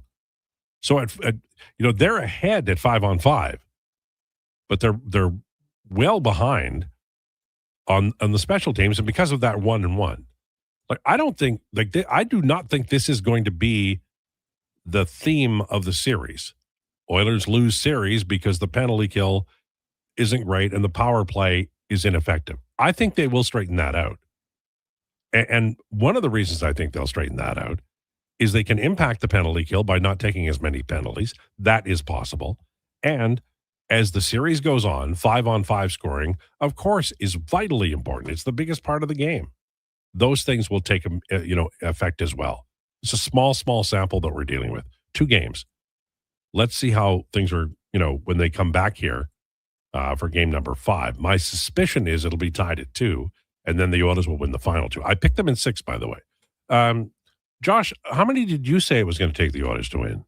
I said it would be Oilers in 5, technically. Right, 5. Although in the video, the audio cut, obviously. So, we'll never really know what I originally said. Now, would just so we're sure, till we get that's all on record, how many games did you have the Oilers winning in? I said 4. Oh, yeah. So my prediction's out the window. Wow. Oof. Yeah. What are you gonna look? But let me ask you this: you didn't think it was necessarily a bad prediction.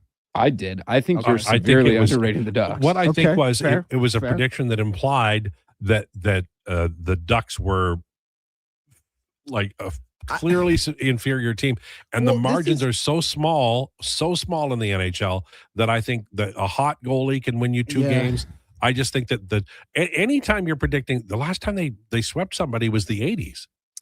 My thing was that like the playoff speed ramps up so much and playoff intensity ramps up so much. And this is a seasoned veteran, been through the gauntlet, had their heartbroken Oilers team that knows what it's about and knows what it takes. With lots of changes. Yeah, but same core. Sure, I'll give you the changes. The same core, same coaching staff generally. Same head coach. And the Ducks, like, they were so young and they were so inexperienced and they were so ahead of their timeline. They were so ahead of schedule, I should say. And like with how much the playoff speed ramps up, I just didn't think the Ducks were going to be able to handle it. Clearly they have. But that was my thought process. But I also think they won't win the series. So I agree with you there. Yeah. Coached by a Hall of Fame coach. Yeah. I mean, sure. Yeah, they are. Well, it's not, debatable. They are coached. Yeah. I mean, Joe Coma's a great coach, Hall of Famer, has some ties to the city with Davey and Pete, and Johnny. But like, I still feel like you're trying to say the Ducks aren't that good. You don't think they're going to win the series either? I don't think they're going to win the series, but like the way you're talking about them sounds like they're a bunch of scrubs that I think they've came from their 10:30-10 slot at beer league and they were like, all right, we're playing the Edmonton Oilers. I think they've overexceeded their expectations. So last year, the Oilers played who in the first round? Kings. The LA Kings. Okay. I'm just going to do this. In that series, when Connor McDavid and Leon Draisaitl played together, they scored 5 goals and allowed 3. That's a 63% goal share. When both men were off the ice, the Oilers scored 9 goals and allowed 7 at 5-on-5, 56% goal share. When McDavid was on the ice without Leon, 1 goal for, 3 against. When Draisaitl was on the ice without McDavid, 0 goals scored and 1 against. So this is the second year in a row where McDavid, even though he's 1 goal for and 1 against, was not as effective. In 33 minutes, his line scored 1 goal. That is not McDavid that we expect. Now, the Kings were like, how many series in a row did they play against Edmonton? They actually game planned with trade deadline deals and then sign guys to play against McDavid to try to get through. And so I think Anaheim has just adopted their game plan. They have somebody in photo every time, sometimes 2 or 3, and they are, right now McDavid is playing a predictable game. I suspect that predictability will go away in Anaheim. But McDavid and Draisaitl were 5 goals for and 3 against, but both McDavid and Draisaitl solo against LA a year ago were not as effective as the third and fourth lines. So they can still win this thing. What I am surprised by is the power play isn't effective. They have to straighten that out, and I believe they will, because one of the reasons why they're not doing well, I think, is that they're too cash with it, right? And Bouchard is not getting his pucks through. I think he's going to have to go back to the snapshot, and maybe they're going to. I don't remember who said it, but maybe they're going to have to move Nuge off the power play and put Podkolzin in there. A wrinkle of some sort. Maybe it's not that. I don't know. But I'm just teasing you about the 4 games. We all make predictions, and mine won't be right. They won't win in 6. They'll probably win in 5. But well, I'm wrong. So feel free to blow the smoke back in my face. But I just think you're wrong. Yeah. Listen, hand up, guys. The Ducks won game 2, so the Oil cannot win in 4. I was wrong in my prediction. Okay, but let's before we dance around and sing a song and create rain, how long will it be before Josh or I and I are wrong? Like 11 seconds? Statistically, I think your guys's are probably most likely to happen. Like, well, that's what I think yours was great for talking points, great for radio. So I'm glad you did it. I believed it. I didn't think the Ducks could keep their legs under them. Like, they are so young and they're so ahead of schedule. But they're big and fast too. They are. And you know gentle Lord. I never thought of them as a big team until this series, and then you're like, "Wow, they are big." Well, I always thought of them as pretty fast. But a lot of them, like the kids, come into the league and they're like, "Oh, look at the Ryan Nugent Hopkins. Should he even be on the ice?" And he's 18, and then 3 years later, they're like, "That guy is a man, and he's skating fast, and he's coming towards me." They grow up in the NHL. Like some of the young players on Anaheim are really damn good. This division is going to be an absolute war. People always talk about the Pacific being weak. Part of it is because a lot of the Pacific is young, right? Well, 2 teams, but yeah. And they're in California. Yeah. They are coming soon. All right. I've enjoyed today. I'm really looking forward to asking questions of our friend Declan here on Declinations about the NFL draft. And we will do that next. Lowdown with Lowetide on Sports 1440, brought to you by Wolf C. Buick. Do you sit around at work listening to sports radio all day? That's right, my friend. There's no shame in it. It's the good life. And we're not here to snitch. Say, if your company advertised on Sports 1440, you could be the one listening for your company's ad every day. Now you've got an excuse to listen to Sports 1440 all day. It's part of the job.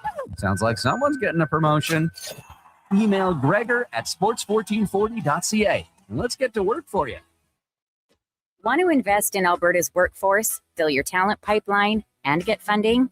Careers, the next generation connects employers with motivated, pre-vetted youth through funded internships. Easy, impactful, and risk-free. When you work with a group like Careers who have experience in that area, they can demystify and navigate all the complex steps and stakeholders that have to be involved. Visit careersnextgen.ca today. Getting your vehicle sparkling clean doesn't have to cost a fortune. Take it into Hughes today and pay just loonies a wash. Find us at hughescarwash.com. It's playoff time, and we've got a lot to talk about. This is Andrew Walker on Edmonton Sports Leader, Sports 1440. Tune in after every Edmonton playoff game for the Legacy Heating and Cooling postgame show. Visit the experts at legacyheating.ca. Nothing beats getting a deal at McDonald's. Why? Because you get a deal now. And a deal later. Redeem an offer from the latest mailer or on the McDonald's app and dig into instant savings. Plus, you earn points towards free McDonald's. Now that's what I call a double whammy of deals. Why does that keep happening? Deals sent right to your door. Check your mailbox for the latest McDonald's mailer loaded with delicious value. For a limited time at participating restaurants in Western Canada. Camping on a long weekend without a Toyota Tacoma can feel crowded. But when you get a Tacoma during Red Tag Days, you can take advantage of its powerful I-Force engine and rugged capability to find a better site. Take advantage of Red Tag Days on now. Lease a 2026 Tacoma 4x4 double cab SR5 from $110 weekly for 60 months at 5.49% APR with $6,899 down. Visit shoptoyota.ca or your local Prairie Toyota dealer today. Bashaw Concrete Products. From concrete and septic tanks to blocks, precast water pads, Jersey barriers and aggregates. Farmers, contractors, homeowners. Plan your next project at BashawConcrete.com. Family owned, over 60 years pouring. Bashaw Concrete Products. Once again, start here. BashawConcrete.com. Here's the Lowdown with Lowetide on Sports 1440. Presented by Wolf GMC Buick. We're making it easy. WolfGMCBuick.com.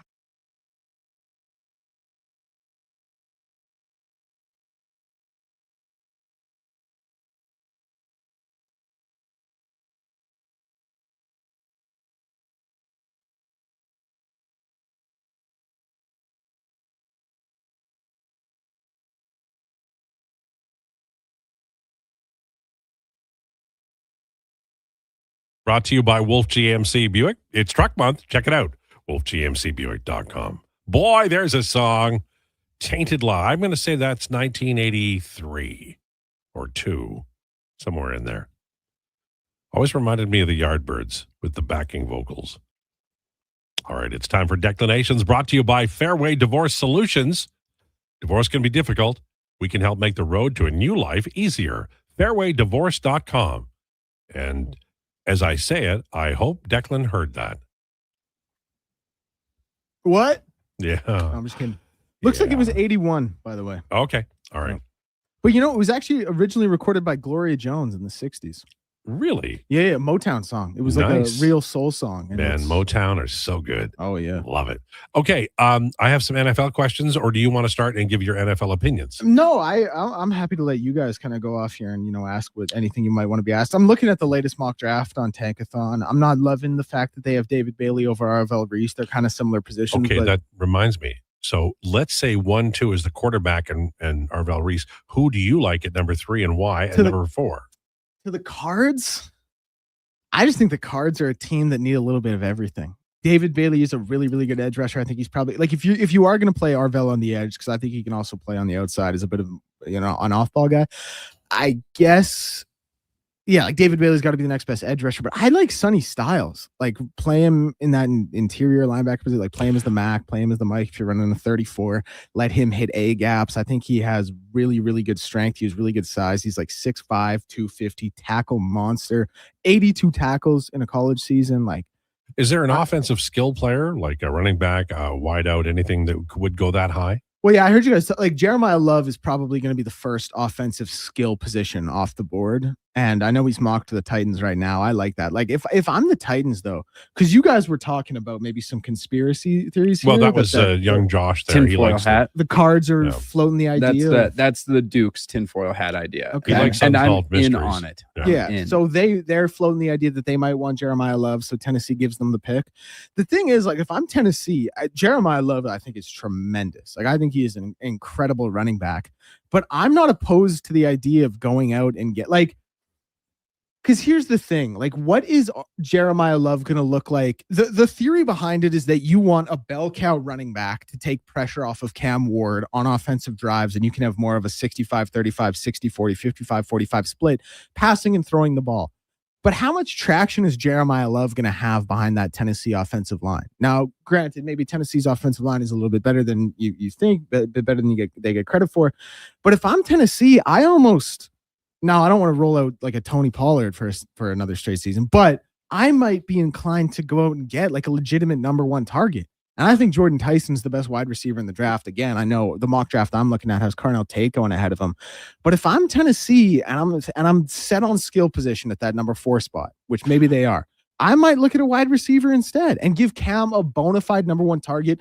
You're probably not going to be anything this year. Get a little chemistry between the two, and then let you guys grow into something by years 3, 4, 5. But now, when you say bell cow running back, maybe he could have a salad or two over the spring. There's no reason to call him a name.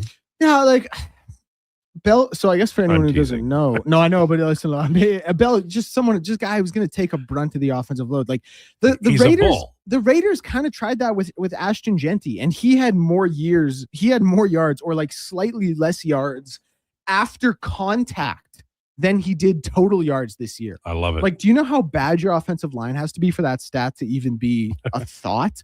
And I just think, is Jeremiah Love going to suffer that same fate? And yeah, in principle, in theory, you have a guy who's taking the load off Cam Ward, but guess what?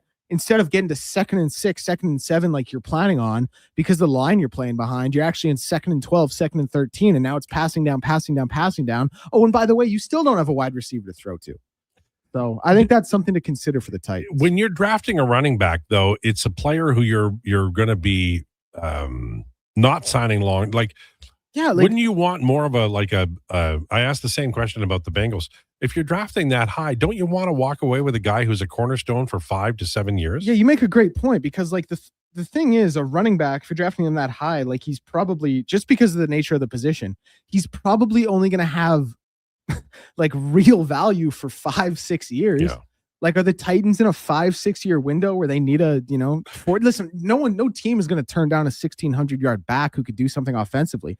But that 1,600-yard back looks a heck of a lot worse if your team is 4-13 every year. Well, and maybe, like the quarterback's the guy you draft, the quarterback on the O-line are the guys you draft at the beginning of the rebuild. Maybe the running back's the guy you get at the end of the rebuild when you're trying to win it all. Yeah, like generally, Jeremiah Love is a great player, bona fide number one running back in this draft class, like bona fide, incredible stuff at Notre Dame. He had 1,372 yards last year, 18 touchdowns. And now, granted, that's a really run-heavy offense at Notre Dame, but he's a phenomenal player. But I'm just saying, like, if you're Tennessee and your thought process is, how can we help out Cam Ward?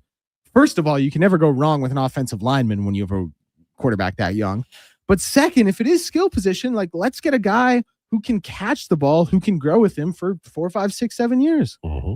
Now, granted, you're going to have to pay both of those guys after their rookie deals are over, but you're going to be willing to do that if you think they can win you football games. Where do you think Howie will go with the Eagles? I'm always interested. It's often on the line, but in the mock today, they went with a cornerback.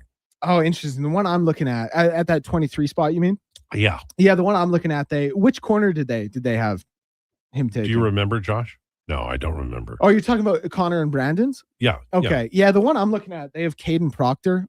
He's a tackle out of Alabama, really good size. He's about 6'7", 350. I'd be fine with that. Yeah, I actually think he's a better tackle than some of these guys who are mocked ahead of him, like Monroe Freeling. Now he got hurt. Spencer Fano, I do think, is probably the best tackle available. And the first one off the board in the mock draft I'm looking at, I just want to make sure here.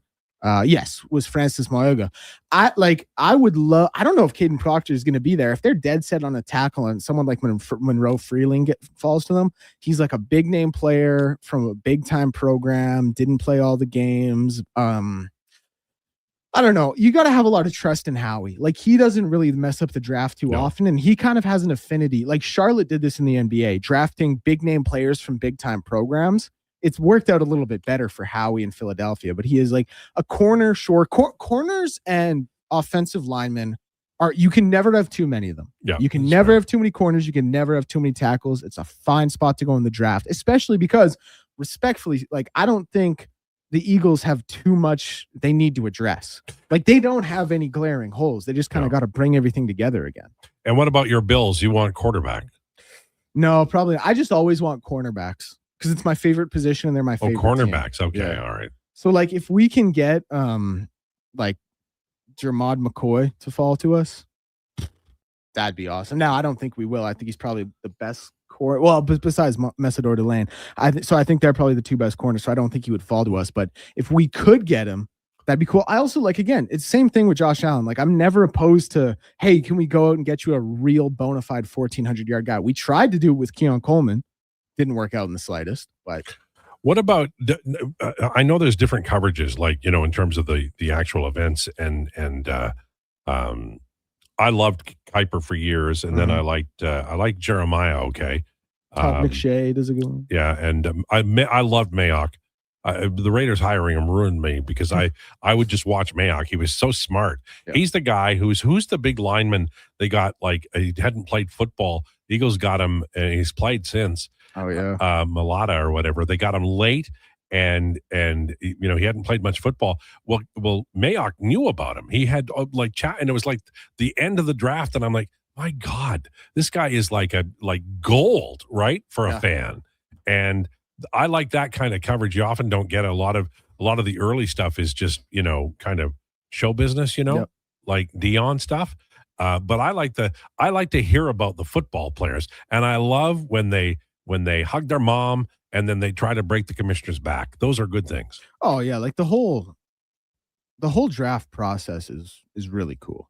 Remember the time they had a dog in the COVID period, and they had a dog, and Hoodie was making the pick, but there was just a camera on his computer, and it was a dog looking at the camera, and it was just hilarious. Remember that? Yeah, the 2020 draft was crazy because it was just everything was done on video. Like, it was an insane time.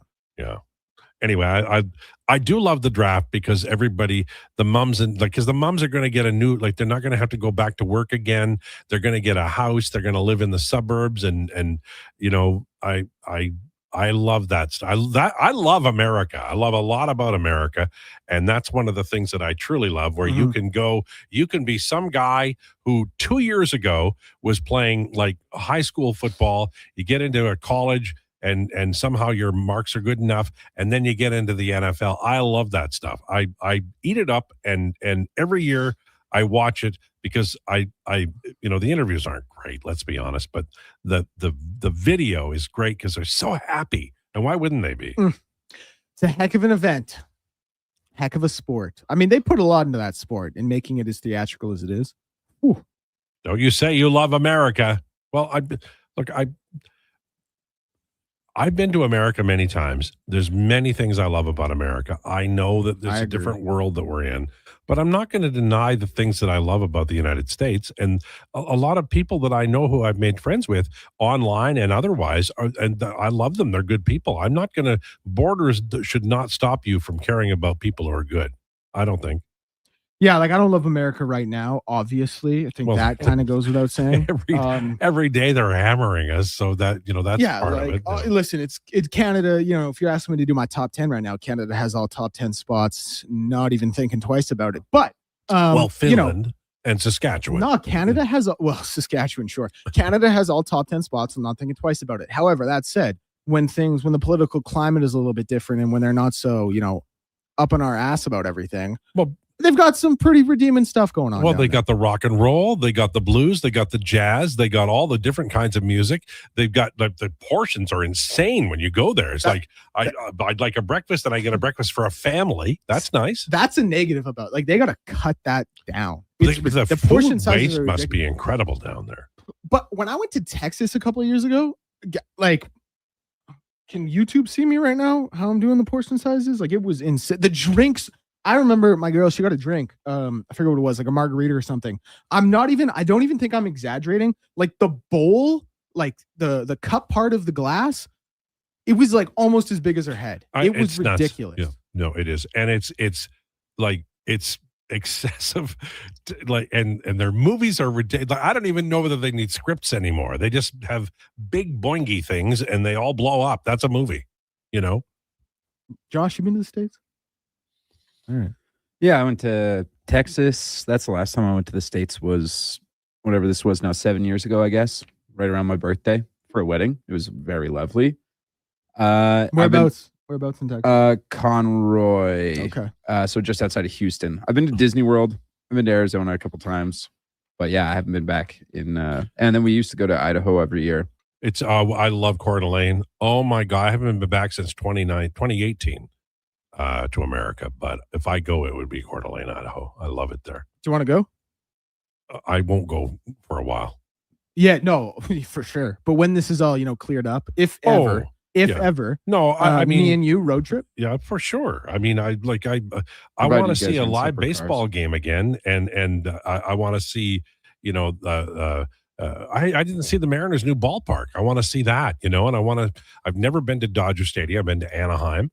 But I hell yeah, but I mean, look, we all know what we're in right now and it's unique and it's not good, but I'm like, the people in America are like the people in Canada. We can't lose sight of that. They're just folks, and they love their kids and they like their booze, and that's us too. It's really weird because I think of them as like an entirely different set of people, but the reality is there probably aren't like two nations in the world that are more similar than Canada and America. And maybe outside of like Sweden, Finland. And whatever, the differences between the countries, if you go north to south, the similarities between us and Montana and North Dakota and Colorado and all of those states, or even like Idaho, Montana, Wyoming, they're very similar, same as Ontario and Michigan. So it's north-south, not east-west. Now the countries are split up that way, but I understand all of this. But no, I don't hate my fellow man. We're taught to love everybody. It's just that sometimes things get in the way, and right now there's some things in the way. So love everybody. Love is love. All right. On the way, Jason Krueger. He'll be talking about the Anaheim Ducks and the Edmonton Oilers, as we did today too. Thanks so much for tuning into the Lowdown. Please enjoy your day. This is a Sports 1440 update.